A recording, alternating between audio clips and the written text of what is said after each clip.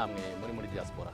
Ndabararikira Igicaniro TV. Igicaniro TV ni TV yanyu, ni TV yacu, aho muzajya mukurikira amakuru yizewe, amakuru y'umwimerere. Muzakurikira amakuru y'umutekano, mukurikire amakuru y'ubanye n'amahanga, mukurikire amakuru ya politike ndetse n'amakuru y'imyidagaduro. Ngewe rero uzabibagezaho nitwa Ruhashya Egide. Abakurikiye Igicaniro TV mwese tubahaye karibu. Iyi ni televiziyo yanyu, ni iyacu, kandi twabemereye kujya tuzana amakuru acukumbuye, amakuru afite imvano kandi y'umwimerere. Nkuko mubizi, ubu turi kwizihiza umunsi mpuzamahanga w'umwari n'umutegarugori.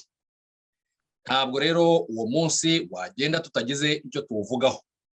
Akaba ari niyo mpamvu twagerageje gushaka umuntu wabaganiriza akababwira neza uko igihugu cyacu cyifashe. Muzi neza ko igihugu cyacu gitera imbere cyane mu bintu byose, no mu buryo rero bwo guteza imbere umwari n'umutegarugori ntabwo cyasigaye inyuma. Uyu munsi rero umutumirwa dufite yitwa Sandra Shenge. Sandra, nguhaye karibu ku Gicaniro TV. Urakoze cyane Egide. Sandra, mbere yuko dukomeza ikiganiro, abantu hano baba badukurikiye, ni byiza ko bamenya uwo uriwe, ni byiza uko bamenya uwo bagiye kuganira nawe. Sandra, ndagira ngo ngusabe wibwire abatwumva. Urakoze Egide. Nanone nitwa Shenge Sandra nk'uko bivuze, nkaba ndi umunyarwandakazi w'imyaka 40, umaze umubyeyi w'abana 2. Tugiye kuganira ku munsi mpuzamahanga w'abari n'abategarugori, nanjye nkaba ndi umutegarugori, umubyeyi w'abana 2. Nize ngarutse ku by'amashuri, nize mfite impamyabumenyi mu bya economic development, hanyuma nkaba maze imyaka irenga 10 nkora mu bijyanye n'ubushakashatsi mu kubaka amahoro ndetse no kwigisha na peace education ndetse na social sciences muri rusange. So urebye rero uwo ndiwe. Ubu ngubu nkora ku rwibutso rwa Jenoside rwa Kigali ruherereye ku Gisozi, aho nshinzwe gahunda zitandukanye zishamikiye ku rwibutso, harimo cyane cyane inkuru muri zo twigisha kubaka amahoro n'ubundi. Urakoze cyane Egide kuba wantumiye. Sandra, ahubwo ushimire wowe kuko tugize amahirwe kukugira hano ku Gicaniro TV, kuko ubumenyi ufite n'ukuntu usobanuye ibyo ukora, ndibaza ko abantu baza kunyurwa n'ibibazo tukubaza n'uburyo ubisubiza. Sandra, ubu ngubu umwana w'umunyarwandakazi mu gihugu cy'u Rwanda afite uburenganzira, anafite uko angana na musaza we bavukana, kuko tuzi ko mu bihe byashize wasangaga ibintu nk'ibyo ngibyo bitandukanye, aho washoboraga gusanga amafaranga y'ishuri abaye make ku bana bagahitamo ko umuhungu yiga, cyangwa se bakavuga bati n'ubundi nta kamaro kawe ko kujya kwiga, uzagenda ushake hanyuma wubake. Sandra, ndagira ngo ubaze, wabaye muri diaspora, hanyuma igihe kiranagera, ni nayo ntandaro yo kugira ngo wenda tunafashe cyangwa se twumvishe abari muri diaspora ko rwose nta n'igitangaza kuba yakwiga akagira ubumenyi atwara mu Rwanda then akabuhakoreshereza. Urugero rwiza, ariko nanone ni na byiza iyo tunamenye ibihabera. So kuba rero ari wowe ugiye kubitubwira warabaye muri twebwe, nabwo ni ikindi cyiza, ni akarusho. Sandra, ibyo by'abana b'abakobwa ubu ngubu bangana n'abasaza babo bimeze bitaho mu Rwanda? Nibyo koko, ubikomojeho muri introduction ukoze, ni intambwe ishimishije cyane ikenewe no gushimangirwa. Iyo ntambwe ikaba rero ihagaze nk'uko wari ubivuze ku rwego rw'uko umwana w'umunyarwandakazi ubu ngubu ahabwa amahirwe angana n'aya musaza we mu bintu byose. Wari utanze urugero rwo mu mashuri, nibyo nta munyarwandakazi uhezwa, ndetse na gahunda zitandukanye zaba iza leta zaba ndetse n'iz'abandi bafatanyabikorwa mu iterambere mu Rwanda. Iteka twese tugenda dushakisha abo tugezaho ibyo bikorwa, abahungu n'abakobwa ntawe usigaye inyuma. Ni intambwe rero nk'uko nabivugaga ishimishije cyane, ikeneye gushimangirwa. Hanyuma ubwo nyine mu mashuri, mu kazi ndetse n'ahandi hatandukanye bimaze kuba umuco ko umwana w'umukobwa ahabwa ayo mahirwe angana n'aya musaza we, ndetse rimwe na rimwe icyo navuga ni uko hashyirwaho ahubwo n'imbaraga z'umurengera zirenzeho, zisumbuyeho mu guteza umukobwa imbere. Ibyo rero hari bamwe na bamwe bajya banibaza bati ese kubera iki hari ibikorerwa abakobwa gusa abahungu bo ntibibarebe? Izo gahunda ahubwo ntibyaba ari nko guheza, ariko noneho bireverse, biheza noneho abahungu gusa. Aho ngaho rero icyo tugarukaho iteka, yaba twebwe nk'uko nari mbivuze, guverinoma cyangwa se natwe tuvuge bo muri sosiyete sivile, ariko ubwo iyo umuntu avuze ibikorwa mu Rwanda n'ubundi utekereza kategori zose z'abantu, hari government, hari na private sector nayo tutakwibagirwa, cyane cyane ku isoko ry'umurimo. Hanyuma hakaza natwe bakora muri za sosiyete sivile. Icyo nari mvuze tugarukaho iteka mu gusobanura impamvu umwana w'umukobwa ahabwa ayo mahirwe yisumbuyeho, ni uko umwana w'umukobwa yagiye asigara inyuma igihe kirekire muri histoire yacu, si twe gusa, si mu Rwanda gusa, ariko no ku isi muri rusange. Hanyuma ugasanga urwego ariho ruri hasi cyane ugereranyije n'umuhungu, akaba ari byo bituma umuntu yavuga ati ni nko kubanza kwikiribura ukazamura, noneho abantu bamara kugera ku rwego rumwe akaba ari bwo noneho ahubwo na discours ubaha n'ibibagenewe bingana. Ariko kugera kuri uyu munota ibikorerwa mu Rwanda cyane cyane haracyarimo gushyirwamo imbaraga mu guteza umwana w'umukobwa imbere. Icyo gihe rero twebwe iyo bigeze muri ibyo bikorwa tubagenera izo mbaraga zisumbuyeho dushyiraho ku mukobwa kugira ngo ahabwe yego ayo mahirwe, ariko anafashwe no kugira ngo azamuke abashe gufata musaza we, hazamo ikintu cyo kuvuga ngo nanone ntazatera imbere ubu twakomeje kwita musaza we, ariko ubwo ni ukuvuga noneho igitsina gabo ku rundi ruhande kitabishyigikiye, simplement kubera ko muri sosiyete ntitwibana. Ntabwo umuntu avuga ngo hari village y'abagore n'indi y'abagabo ngo duhura rimwe na rimwe, turabana umunsi ku wundi. Kugira ngo rero hagire igikorwa kandi gikorwe neza, ni uko imyumvire iba ingana. Niho rero usanga uyu munsi muri urwo rwego rwo kugira ngo umwana w'umukobwa ahabwe amahirwe angana n'aya musaza we n'ay'umuhungu, usanga twibanda kuri icyo kintu cyo gusobanura ngo noneho kuri iyi ngingo niba tumaze kugera ku rwego rushimishije aho bareshya, aho imyumvire ibareshyeshya muri sosiyete, reka n'abahungu noneho tubazane on board. Niho usanga initiative nyinshi zisigaye zijyana n'ikintu cya positive masculinity, kigamije kugira ngo n'imyumvire y'abahungu nayo ijyane, ntihazemo icyo kintu cyo kumva ko haba habaye gusumbanisha, ariko noneho ku rundi ruhande. So muri makeya ni icyo navuga kuri icyo kijyanye n'amahirwe ahabwa umwana w'umukobwa angana n'aya musaza we. Urakoze cyane Sandra. Abari rero n'abategarugori, ese kuba bagirwa ibyo ngibyo, ese izo avantage, nubwo mbyise avantage ariko n'ubusanzwe nibyo byagakwiye kuba bikorwa, ese barazakira? Ni ukuvuga ngo niba bagomba kwiga, ntabwo ari ukwiga ngo barangize primary school, ntabwo ari ukwiga ngo barangize secondary school, ese bariga bakagera kure ku buryo nyine bumva icyo kintu bagomba kugiprofita, bakavuga bati duhawe amahirwe, reka natwe tuyakoreshe.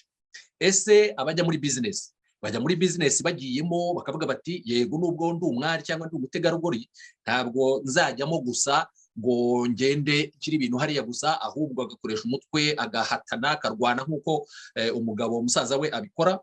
ikindi noneho ndagira ngo nanone ngaruke ku kintu cyerekeranye no kuzungura, kuko ubu ngubu noneho hariho n'uburyo bw'uko abari n'abategarugori mu miryango bashobora kuzungura iby'iwabo. Bimeze bite Sandra? Ese nta bibazo bibamo? Utwo dutatu wagira ukuntu dusobanurira abatwumva. Yego, amahirwe ahabwa umwana w'umukobwa ubu ngubu, abakobwa barayakira bakanayakirana ibyishimo byinshi cyane, ko nk'uko wabikomojeho dutangira ikiganiro, baturutse kure. So kumva rero ngo uhawe ayo mahirwe, barayakira kandi bakayakirana neza. Ku kijyanye no kumenya niba hari icyo bayabyazamo umusaruro rero, twabivuze, twakomeje kuvuga ku byo bakorerwa mu mashuri, amabourse ari special ku bakobwa, ibikorwa bigamije kubakangurira, tuvuge mu kwiga ibya siyanse. Ni amasomo atandukanye umuntu yagendaga abonamo abakobwa bakeya mu myaka yashize, ariko ugasanga uyu munsi babibakangurira kugira ngo babigarukemo. Noneho ayo mahirwe nabo barayakira. Ubwo nari mbanje ku mashuri. Mu mashuri barayakira, izo bourse bakazikoresha, ubwo bumenyi bakabubona, bakabwakira kandi nabo bakawubyaza umusaruro. Abakobwa baratsinda nk'abahungu, mugenda mubibona mu binyamakuru bitandukanye. Nk'ejo bundi abana batsinze neza mu gihugu bahawe n'ibihembo na Mineduc, umwe ari umukobwa undi ari umuhungu. Iteka rero ni ukuvuga ngo hazamo icyo kintu cyo kuvuga ngo no kuzakreya izo role model muri sosiyete, abana bareberaho, reka umuhungu abemo n'umukobwa abemo. So ayo mahirwe rero abakobwa barayakira, banayabyaza n'umusaruro. Tuvuze ku mashuri, ariko wavuga no mu kazi, no mu mabizinesi atandukanye. Ugenda ubona initiative zitandukanye, zaba iza government cyangwa izandi ma foundations atandukanye, agenda afasha abakobwa mu kintu cya accompagnement. Ni ukuvuga ngo haramutse hari winjiye muri business kubera background yanyuzemo, ayo mashuri se wabivuze atarayize neza, hari uburyo favors zagiye zijya ku ruhande rwa musaza we kumurusha, ugasanga niba ageze muri business abyifuza, hari ibintu bya capacity building, hari ibintu bya accompagnement byo kumufasha kumenya ngo leadership bigenda bite, ese project management ubigenza ute, gukora business plan niba ushaka kujya gushaka amafaranga muri banki. So hari initiative nyinshi zitandukanye zibafasha kugira ngo yego ayo mahirwe turayabonye, ariko n'abatabashije kuyabyaza umusaruro, reka tubafashe mu bijyanye no kubakompanya. Aho ngaho hakaba ari naho hazamo kimwe nari mvuze mu kanya cyo kuvuga ngo nko muri business tuvuga umukobwa aba ahanganye n'umuhungu, niba ariko navuga kuri market competition ibibareba bombi. Ni aho ngaho rero umuntu avuga ngo okay, nubwo hari initiative yo kwakompanya abakobwa by'umwihariko mu bijyanye no kugira ngo biteze imbere, ariko n'abagabo ntitubibagirwe. So usanga rero initiative ziba zireba bombi, nubwo hari igice runaka kijya cyane kuri empowerment y'umukobwa, ariko n'abahungu ntibasigazwe inyuma, nabo ayo mahirwe akabageraho. So iteka hazamo icyo kintu cyo kubalansinga, kandi ugasanga birakora neza. Ubu ngubu rwose cyane cyane mu bajene, unasanga ndetse kategori zitandukanye. Aba bajene bo ni ibintu bahita bimbersinga vuba, bakabifata bakabibyaza umusaruro bakabikomeza. Hanyuma abakuzeho gatoya, urabyibuka mu bantu b'abamama, ba generation z'abamama bacu tuvuge, hari abantu benshi batandukanye babaga batarize, atazi gusoma no kwandika. Abo ngabo rero niho usanga hari nk'amakoperative bibumbiyemo, babafashirizamo ku kijyanye n'icyo ngicyo cyo kwiteza imbere n'ubundi. So initiative ni nyinshi zirahari, izireba abakobwa muri ubwo buryo bwo kubakompanya, ariko zidasize inyuma n'abagabo, kugira ngo bose bagendane ntagire ikibazo bitera. Nanone cyane cyane ku myumvire. U Rwanda rero Sandra ni igihugu, niba atari icya mbere ariko kiri mu bya mbere ukurikije imibare na za pourcentage zagiye zigaragara, cyagiye gishyira rwose ku buryo bugaragara abari n'abategarugori mu mirimo cyangwa se mu nzego zifata ibyemezo. Bityo akaba ari ukugaragaza ko ntabwo ibyo u Rwanda rukora ari ukuvuga ngo ruhaye umwari n'umutegarugori kubereka ngo yego muri hano turabazi muri nkatwe, ariko ngo bibe ibya nyirarureshwa. Bafata ibyemezo bari mu nzego zose. Sandra, ese ubu ngubu ibigereranyo niyo yaba atari ibigereranyo bya vuba bitewe n'uko hari iki cyorezo kigomba kuba cyaragiye kibikoma mu nkokora, hakaba hariho ibitaragiye bikorwa wenda ku gihe cyangwa se bikaba hariho bitarasohoka. Njye nagira ngo nkubaze byifashe bite ubu ngubu ibigereranyo, ese abari n'abategarugori muri ibyo bice baracyari hejuru nk'uko byagiye bigaragara? Yego nibyo Egide, muri rusange ku bijyanye n'imibare y'uburyo igitsina gore gihagarariwe mu nzego zitandukanye, haba muri leta, haba mu bigo byigenga ndetse n'ibigo bya sosiyete sivile, biteye ishema kuko bihagaze neza. Urugero rukunda gutangwa no ku rwego mpuzamahanga ni hejuru ya 60% y'abagore bari muri parlement, mu nteko ishinga amategeko.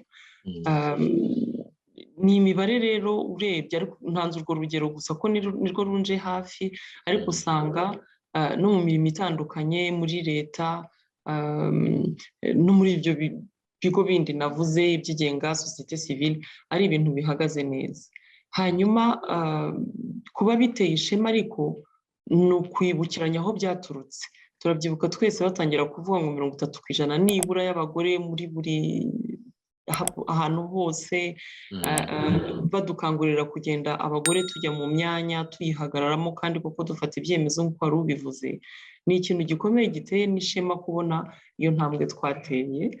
Ikindi nari mbivuzeho mu kanya ni uburyo amasomo mu mashuri cyangwa se imirimo runaka yitabirwaga n'abagabo gusa, ubu ngubu isigaye yitabirwa na bombi, abagore n'abagabo, ugasanga imyumvire yarazamutse. Iyo tuvuze imyumvire, ni ijambo mu Kinyarwanda ntekereza ko ryatangiye kuza cyane cyane mu buryo bwo gusobanura mu bashakashatsi.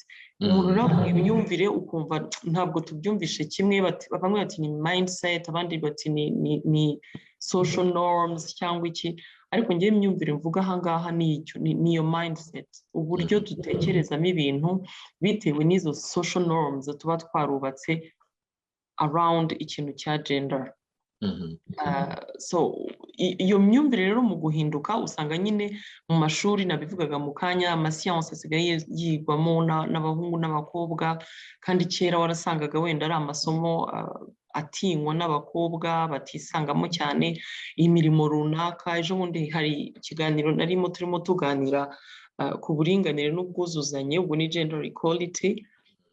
Usanga umuntu, uwo mufacilitator yarimo abikora neza rwose, abaza bari abajene, bari abantu batoya bafite mu myaka nka 30, ababaza ati nimumbwire imirimo wumva iyi ngiyi igenewe umugabo, iyi ngiyi igenewe umugore.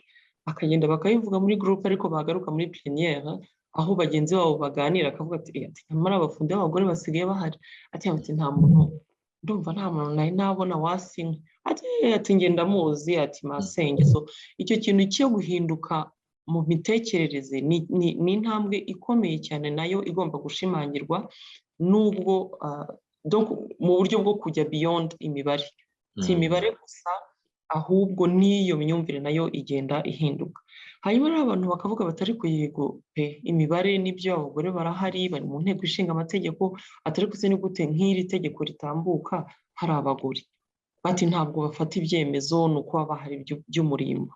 Ngiye ku ruhande rwanjye nkavuga ntabwo ari byo, ahubwo ni ukumva systeme dukoreramo, inzego zitandukanye zikoreramo.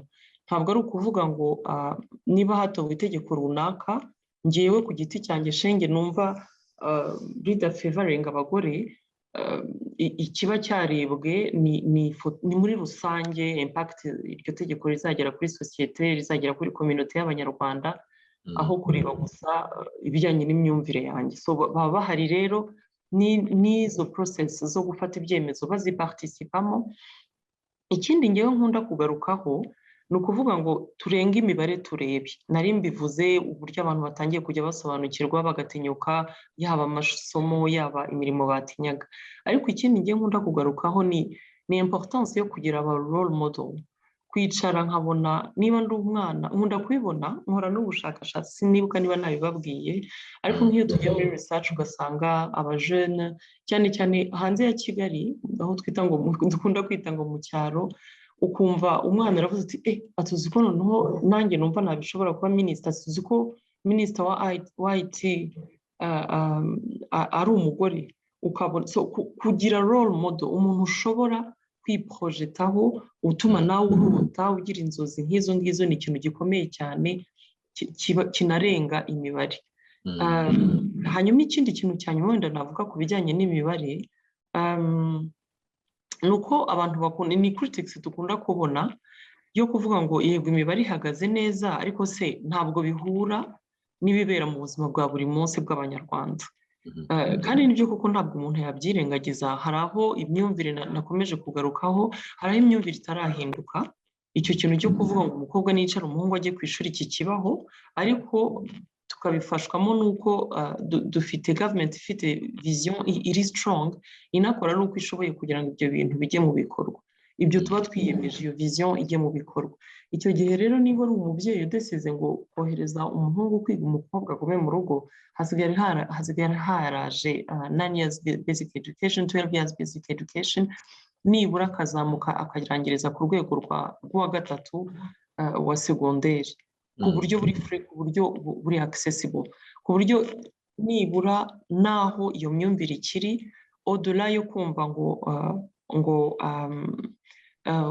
umubyeyi yifatiye icyo cyemezo, aba ari icyemezo kiri familial, horo n'igihe bitanamenyekana, uretse wenda ibyo nka gutyo tuba twagiye mu bushakashatsi, ariko nibura hakaba hariho uburyo uwo mwana azakomeza kwiga akagera kuri iyo niveau yo mu wa gatatu, aho nawe ashobora no kwibonera na bourse n'iki. So icyo navugaga ngo impinduka cyane cyane mu myumvire isaba igihe kirekire, nibyo umuntu akaba rero yashimira ibikorwa bitandukanye bigenda ahubwo biba bigamije guhindura iyo myumvire. Nahoze mbivuga ngewe urwego nkorera ni societe civile, duhura na community cyane.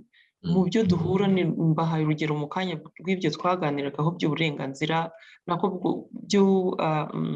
uburinganire n'ubwuzuzanye, ariko ni ukuvuga ngo societe civile ni uko, ariko nanone leta yacu muri rusange igira initiative nyinshi cyane zijyanye no kugenda gukomeza gusobanurira abaturage icyo kintu cy'uburenganzira bw'umwana w'umukobwa, cy'ubwuzuzanye, cy'uburinganire. So yego nibyo imibare ntihagije, ariko hari n'ibindi byinshi bikorwa inyuma kugira ngo bijyane n'iyo mibare en parallèle, kugira ngo urwego rw'imyumvire turiho ubu ngubu rukomeze runigire imbere, n'ubwo bwose twari dutangiye tuvuga justement ko tugeze ahantu heza, ko n'imyumvire igenda itera imbere. So ku mibare sinyitinzeho cyane, ariko ahubwo nkunda kureba ngewe, yego imibare representativité, ariko se ni iki kiri no ku ruhande, cyangwa se iyo mibare ishimangiwe ni iki? Oya, igisubizo duhaye ni cyiza cyane Madame Sandra. Ahubwo hariho akantu uvuze uti bagerageje kureba imirimo igitsina kimwe gishobora gukora ikindi kitakora, noneho ati sindabona umugore wasinkwi, noneho undi ati ndamuzi, ati masenge arasa. Bitumye rero ntekereza mu bihe byashize, burya ndibaza neza ko icyo kintu gihurijeho n'abandi, wenda abatwumva muzabishyira muri comment mubwire ko uko mbitekereza cyangwa uko mbivuze namwe ariko mubizi. Mu bihe byashize wasangaga umunyarwanda ashaka umugore, ariko mu by'ukuri harimo n'ikindi kintu cyamanikaho. Umugore aje kugira ngo azakorere urugo, noneho ugasanga barazindutse bagiye mu murima mu gitondo cya kare, isaa 4 umugabo akaba ataye umugore mu murima, akajya mu kabari niba hari icyo afite, cyangwa se akaba yanataha akajya kuganira n'abandi, ariko umugore agasigara mu murima akaba yahinga ahubwo n'umunsi wose. So bivuga ko kuba yakoresha ishoka kasi nkwi, ngewe nagiye nanabitekereza nkavuga, ariko buriya ziriya mbaraga baraziturusha, cyangwa se bazikura ese ni determination yo gukora urugo rwabo, ese ni ibyo ngibyo ni ibintu byose umuntu yazareba. Ariko ubwo ndagira ngo negere iki kibazo, Sandra, ibyo bintu tuzabihuza dute n'umuco? Ese abanyarwandakazi bashobora kuba bafite akazi gashobora kuba kisumbuyeho paraporo y'ak'umugabo? Ese uwaba afite umushahara urenze uw'umugabo? ese waba afite uburyo yubashywe bitewe n'ibyo akora kurenza umugabo? Ese Sandra, ntabwo bitera ikibazo? Ntabwo abagabo babigiramo ipfunwe ugasanga bitumye ahubwo ingo zabo zigira ingorane? Ese abagabo turabyakira mu buryo bwo kugira ngo twumve ko ntabwo rwose agiye muri izo nshingano ze kugira ngo agaruke ansuzugure? Ibyo bintu abanyarwanda babifata bate, Madame Sandra? ubajije ikibazo kiri sensitive kuko navuga ko abantu batandukanye babyumva n'ubundi mu buryo butandukanye, ariko ndakiganisha muri bimwe nahoze mvuga by'imyumvire.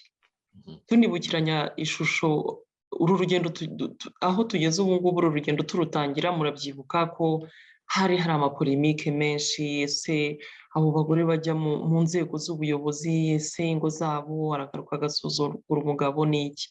Ngewe ubivuze neza, aho uvuze tuzabihuza dute n'umuco, ariko umuco burya ni ikintu kiri dinamike, ni ikintu gihinduka bitewe n'aho sosiyete igeze. Hari ibintu byinshi byagiye bihinduka ugereranyije no mu myaka yacu yo mu bwana. Jide urabyibuka, abakobwa bambaraga amapantaro ni bake.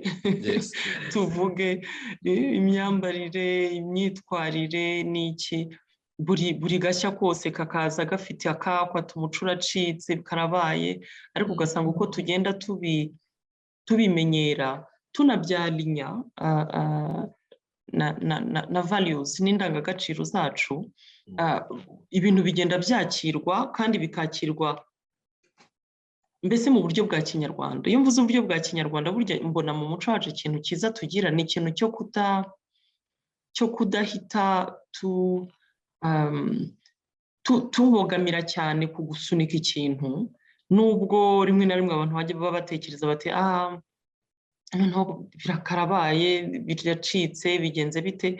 Iteka tugira ikintu, ubwo buryo bwa kinyarwanda nari mvuze, tugira ikintu cyo kubanza tukagiha umwanya, kigakora kikigendera gake gakeya, noneho kikaziyungurura cyo ubwacyo kikabona kwinjira mu muco wacu. Umuco ni dinamike nge muri ubwo buryo, noneho n'impinduka zawo tukazikora bya kinyarwanda. Uburyo bwa kinyarwanda nibyo nari mvuze, aho tugira umwanya wo guha ikintu umwanya wacyo, kikagenda kigakura, kikazinjira mu muco, cyangwa se kikanatakara byikoze, nta bintu byo guhangana bijemo.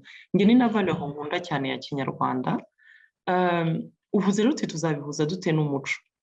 Ndagaruka ku kintu nari mvuze mu kanya cy'uko guhindura imyumvire, guhindura imitekerereze ari ikintu gifata igihe.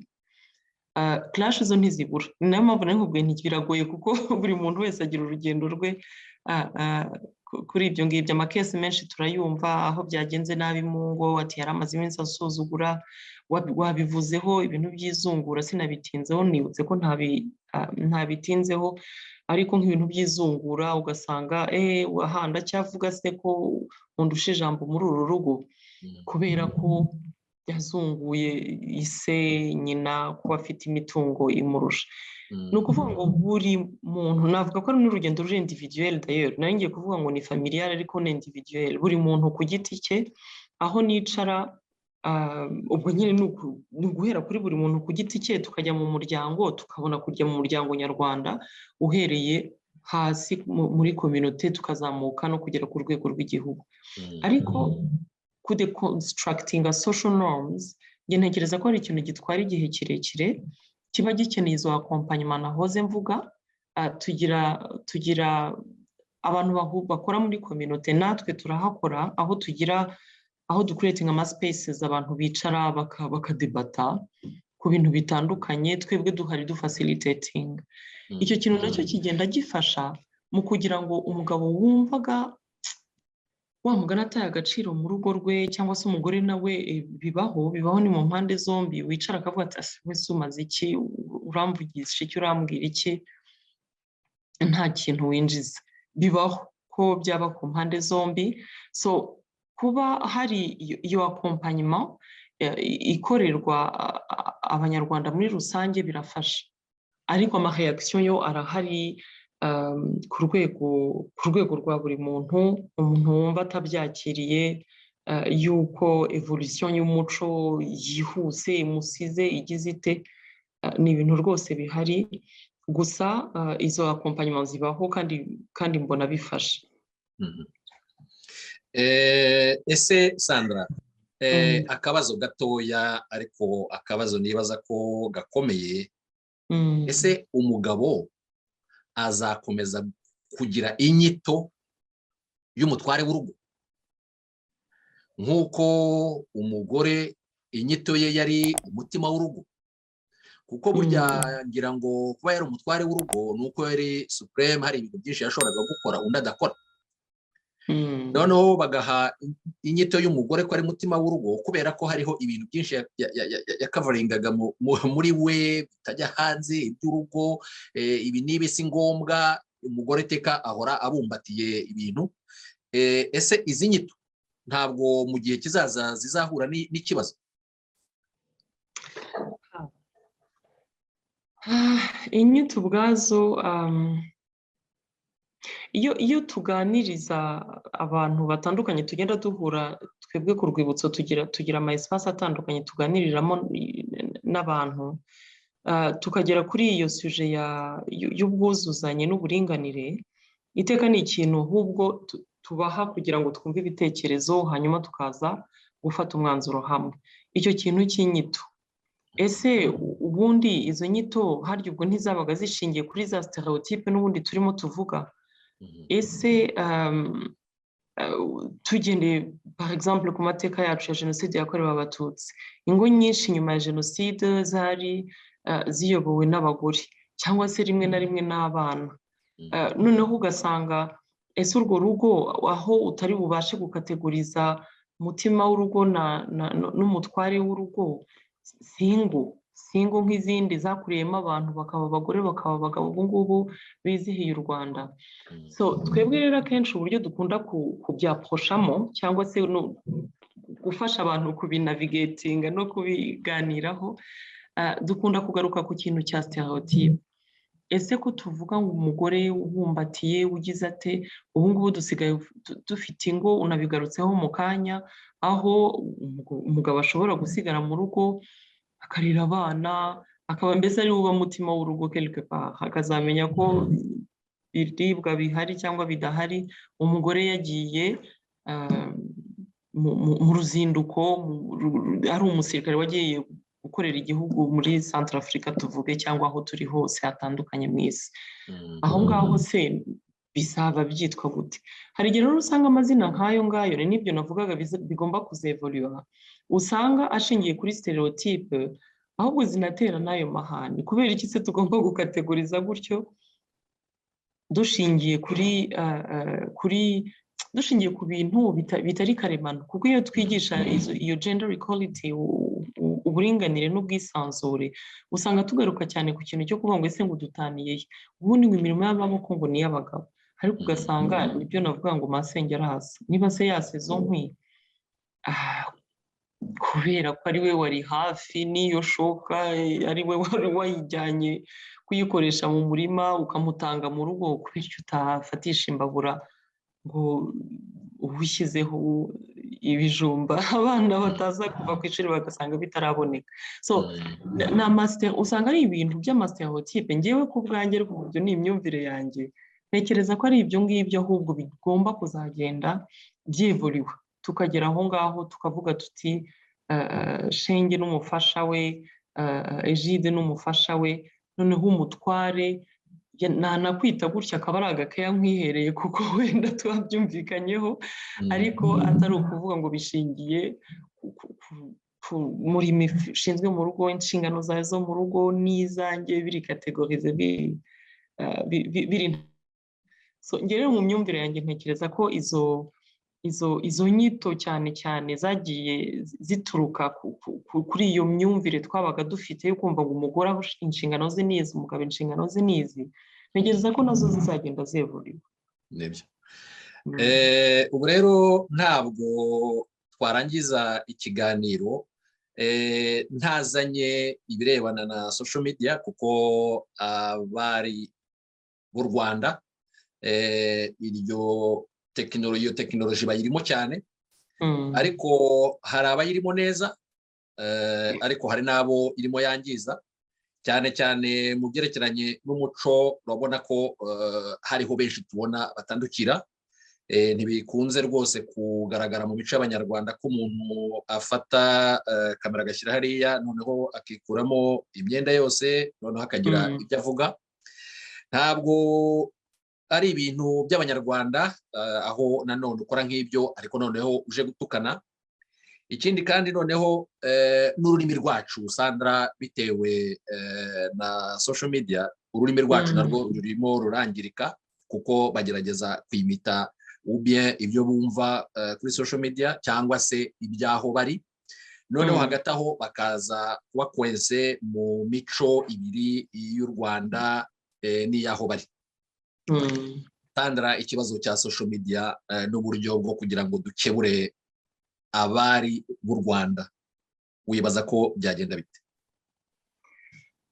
Ku kijyanye na social media, cyo ndumva ari ukukireba muri rusange, hanyuma wenda tukaza no kuza kukigarura ku bari b'Abanyarwandakazi. Muri rusange social media ifite ibibi n'ibyiza. Hari impuguke nyinshi ku bijyanye na communication de masse zigenda zibisobanura. Ibyiza ni byinshi, biri obvious, gusangira amakuru, kudenonsa aho bitagenda neza, ni byinshi. Hanyuma hakaba n'ibibi, kuko habaho abuse nyinshi cyane.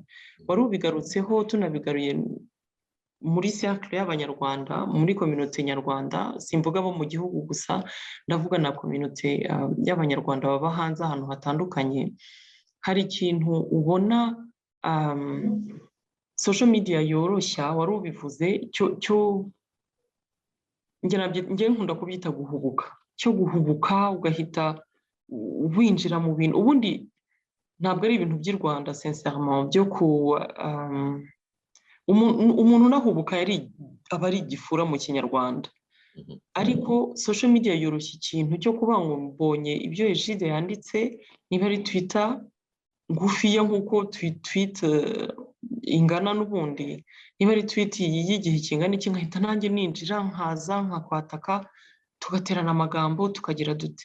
Iyo abuse njye niyiteka ikunda kunyinterpella iyo tugeze ku kuvuga kuri social media, nkabona vraiment ari ikintu kibabaje. Ku bakorwa muri rusange cyangwa ku bijyanye n'uburinganire, gender equality, uburinganire n'ubwuzuzanye muri rusange, hari ukuntu muri uko guhubuka nari mvuze bigenda binagaragaza justement niveau ya mentalite yacu aho ikiri, ni ya mindset nakomeje kuvuga, ya myumvire, aho ubona ko za stereotype twavuze tuvuga ngo urugero aho tugeze rurashimishije, hari noneho n'abandi bakiri inyuma mu buryo buteye impungenge kandi cyane. Ukabona umuntu akoze ikintu, yaba ari ukwerekana ubwo bwambure bwe, yaba ari uko icyo twebwe twumva ngo ni urukozasoni, ugasanga uburyo abantu amakomantere bashyizeho ni ibintu bihita bikwereka yuko umwana w'umukobwa mu Rwanda ataraba safe mu kuvuga ngo ndakoresha uburenganzira bwanjye, kandi ndumva ntegereje yuko n'abandi banabanyakira, ngo wambaye n'abababaza imbere ye, nibashaka ntibaza, ariko niba baje baze banyubaha, bubaha ibyo nkoze, uburenganzira bwanjye babundikira. So ubwo ngiye mbizana gahoro gahoro kugira ngo tuze kugera ku cyo warumbajije kiri specific. Ni ukuvuga social media muri rusange, yego ni nziza, ariko habaho na abuse, byagera ku mwana w'umukobwa bigakabya kurushaho, ukabona ko stereotype zimwe na zimwe zigikomeye, kandi abantu bakizikomeyeho, kandi arizo zivamo n'ibibazo bitandukanye tujya twumva bya rape, byo gufata ku ngufu abana bato, byo kugira gute. So abuse ku mwana w'umukobwa ugasanga iracyari nyinshi, byerekana ko ibyo nakomeje kugarukaho byo guhindura imyumvire bigikenewe. Hanyuma twagera rero noneho ku gukebura umwana w'umukobwa w'umunyarwandakazi. ku bijyanye na use ya social media n'uburyo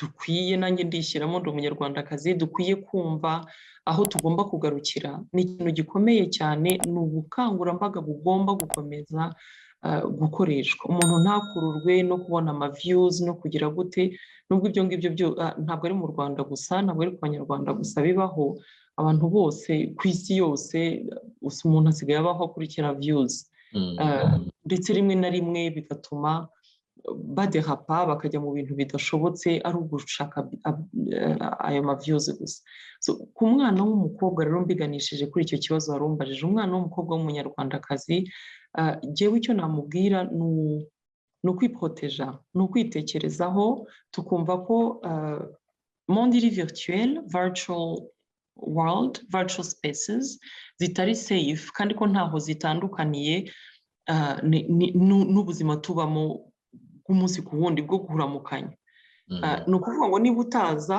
ngo unsanga ahantu mpagaze ku muhanda ndi umuntu w'umumama nguze ngo ntunyireho utandamukije cyangwa nguze ntuke umbwire nabi witekereza ko no muri virtual space wabikora kubera ko ni kimwe cyane ko noneho naba burya n'umuntu ukureba mu maso uratambuka cyangwa se simbizi hari uburyo muhayajisamo butuma connection igira icyo hari uburyo mbese abuse iyoroshya niba ariko navuga ariko burya ndicaye inyuma ya screen yanjye ndabisomye ndagusubije wenda bingiyemo ndabitahanye ndabiraranye nibyo bibazo dusigaye tubona bya mental health bizamuka biturutse kuri iyo abuse yo kuri social media umwana w'umukobwa ngiyewe ntabwo ndi buvuge kuri content kuko ikijyanye na content buri wese agira mu Rwanda dusigaye tuvuga ngo buri wese agira inyogo ye buri wese agira uko abyumva ashaka gukora byo ni ikindi kiganiro ntekereza ko cyadutwara undi mwanya ariko icyo nari ngiye kuvuga ni space uburyo tuyumva ubwayo twibukiranye yuko nubwo ari ikintu kiri virtuel wumva uri imbere inyuma ya screen yawe n'ukubona nawe mutandukanyijwe na screen mutazahura ariko ejo ni umunsi Kigali ni ntoya tuzahura hanyuma ibyari biri muri virtuel bibe bibaye réel naho ngaho nzakwena naho ngaho bitewe nuko nafashe content washyizeho naho nzagutunga urutoki naho nzaguseka naho ngaho bizakubabariza kubera ko wishyize hanze utekereza ko hari protection ufite rero iteka icyo ngaruka ni ukuvuga ngo mwiproteje kuko ntabwo c'est pas parce que umuntu yumva biri virtuel ko bitari na réel icyarimwe ikibazo cyakurikiragaho nari ngiye kugusaba gutanga inama ubwira abari n'abategarugori ariko ubinyuzemo byose urabivuze inama urazitanze ahubwo Sandra ndagira ngo ngushimire cyane kuba uduhaye umubyizi kuri uyu munsi w'abari n'abategarugori ni ikintu cyiza cyane udukoreye kandi uduhaye ikiganiro cyiza nibaza ko kizashimisha n'abatwumva gusa wenda reka nkubaze akabazo k'amatsiko nubishobora urakansubiza utabishoboye ariko nanone nta kibazo Madamu Sandra wowe umuntu ufata nk'icyitegererezo une dame ufata nk'icyitegererezo yaba ari indi niba wamusangiza abatwumva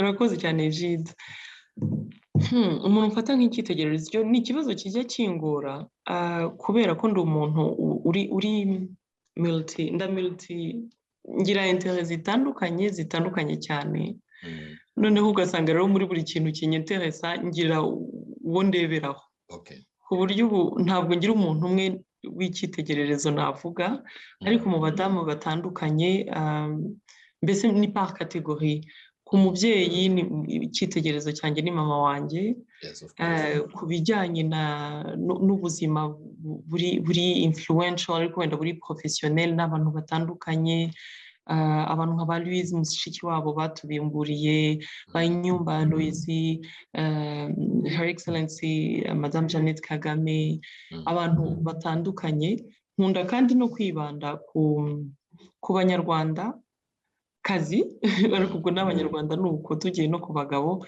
ndetse n'abanyafurika akenshi sinzi impamvu ntakunda kurengaho kuko mbona hari richesse nyinshi iri muri kontinent yacu tutajya dutindaho hanyuma hakaza abanditsi ubwo nkaba mfite abo mfitemo mbese ni ibintu bitandukanye ariko urebye critères zanjye ngenderaho ni izo ngizo n'umuntu uri impactful wakoze ibikorwa byagiye bibimburira abandi. Merci beaucoup Sandra. Abadukurikiye mwese rero ndagira ngo mbashimire hanyuma kandi bibutse gukora subscribe mukore like kandi mukore share kugira ngo ibiganiro byacu bijye bibageraho bwangu mu gihe byaba bisohotse. Madame Sandra tukwifurije umugoroba mwiza kandi urakoze udutahirize abo mu Rwagasabo. Murakoze cyane Jita.